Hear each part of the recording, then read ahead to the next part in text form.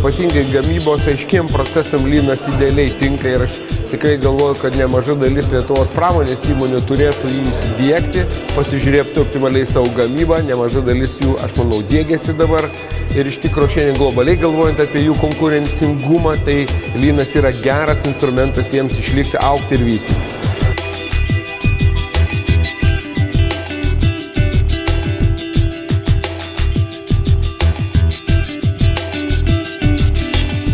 Rinkoje keičiasi situacija, bet mes jau įpratę, kad šios priemonės, šitie metodai gali padėti, ar tai bus labai didelis pakilimas ar nuosmukis.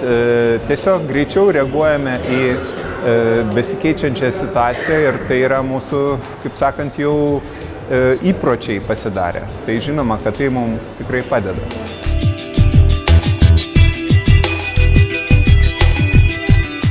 Viena iš didžiausių inovacijų tai yra proceso inovacijos. Tai yra įmonės vidinės virtuvės susitvarkymas, kad gaminys, pavyzdžiui, gaminio savikaina būtų ne 5 litai, o 2 litai. Paaiškėja, kad įmonė iš tikrųjų yra praleidžiama labai daug laiko nedirbant, švaistant, yra neefektyvūs procesai, kartais dirbama, ko visiškai nereikia ir taip toliau. Ir lynas, mano nuomonė, yra pati efektyviausia priemonė išsigryninti veiklas ir paefektyvinti procesus.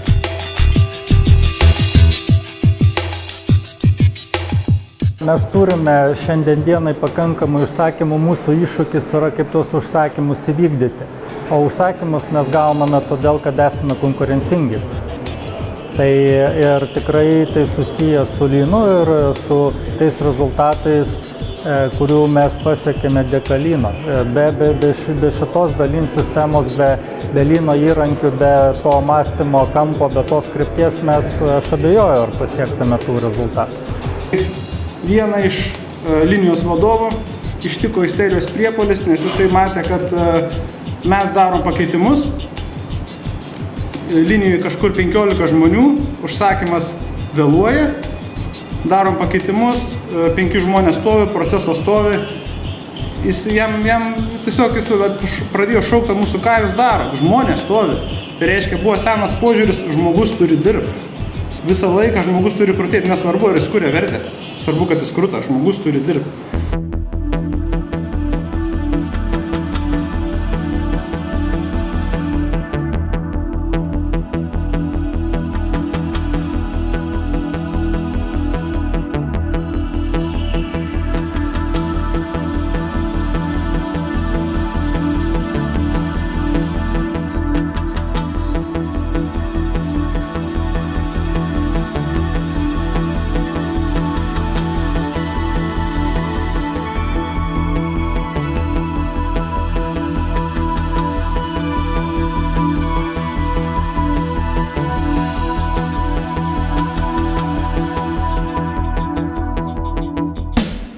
Tikimės ilgalaikės naudos.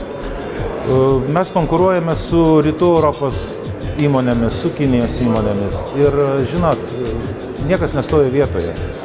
Verslo aplinka keičiasi, situacija keičiasi, žaliavų rinkos svyruoja ir išlaikyti konkurencingumą yra labai sunku. Turint kolektyvą, kuris mąsto viena kryptim, kuris žino, kaip prisitaikyti prie kintančių aplinkybių, tai yra labai svarbu. Ir matom, kad indėlis mūsų naudojant, praktikuojant lyno metodikas, yra vienas iš geriausių kelių. Jeigu pokyčiai vyksta sėkmingai, reiškia, tai žmonės jaučia. Reiškia, gyvi žmonės yra ir, kaip sakoma, ne mašinams darom tos pokyčius. Tam tikra prasme, reiškia, tikrai tiem darbuotojams, kurie, reiškia, dirba ir jie jaučia, jeigu jie jaučia, nereiškia, tai tas entuziazmas, jisai, ne tai, kad mažėtų, jisai, reiškia, dar nėra, reiškia, pakilęs jis vis dar tebėra kylantis. Vidutiniškai kas antroji darbo vieta yra keičiamas standartas. Šiandien yra 39, Povilas nespėjo papasakoti. Po mėnesio tai bus 42. Dėl to, kad pradėjo žmonės įgyvendinti 100% dienos standartą, reiškia, jį reikia pakelti. Ką reiškia standartų versija 5? Tai reiškia, jis 5 kartus buvo patobulintas, o patobulintas ne šiaip sau, kad kažkas yra pakeista. Greitis yra sutrūkdymas. Buvo gaminamas detalės brokuotos ir tai atrodo buvo norma. Darbuotojai buvo pripratę tą brokas kitame gamybos etape taisyti. Buvo įgaunamas neleistos deformacijos virinimo metu. Bet sakau, Tai buvo norma, tai buvo įprasta, tai buvo gilios tokios tradicijos. Tie, kurie gamino blogai, to nesuprato, kad blogai. Tie, kurie viską perdarė, manė, kad tai normalu, tiesiog perdarinėdavo. Be jokių investicijų atlikę 20 eksperimentų, efektyvumą padidino 65%. Bet kas įdomiausia, prieš pradant šitą eksperimentą įmonės vyriausias suvirintojas, kuris pradirbęs 20 ar 30 metų, kaip jūs panašiu atveju, sakė, čia neįmanoma. Čiagi laivų statyba.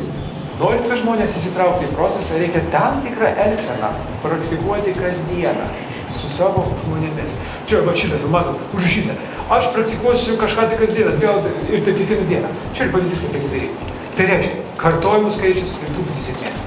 6 mokymų, 6 praleistų dienų su Tadu mes popieriuje padarėm kardinalių sprendimų savo administraciniuose procesuose, padarėm kardinalių sprendimų klientų aptarnavimo srityje. Aišku, jie yra tik popieriuje.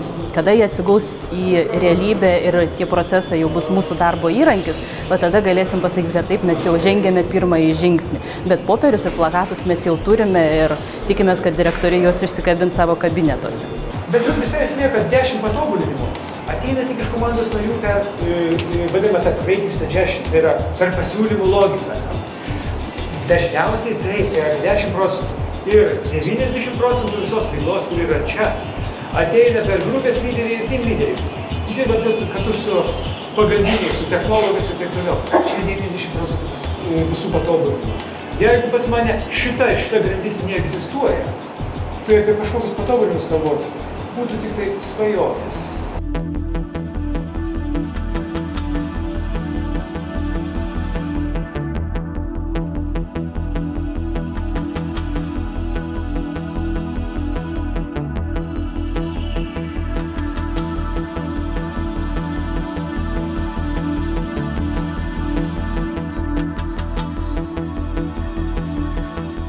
Dar prieš pusę metų buvo mūsų darbo našumas apie 70%, šiai dienai turim virš 80% ir kitų metų pabaigoje mes planuojame ir tikimės, kad taikant tos pačius metodus pasieksim 90%. Mano subjektyvia nuomonė, lynas yra numeris 1 ir neturintis analogų pasaulyje, plius jo pritaikomumas yra pats plačiausias.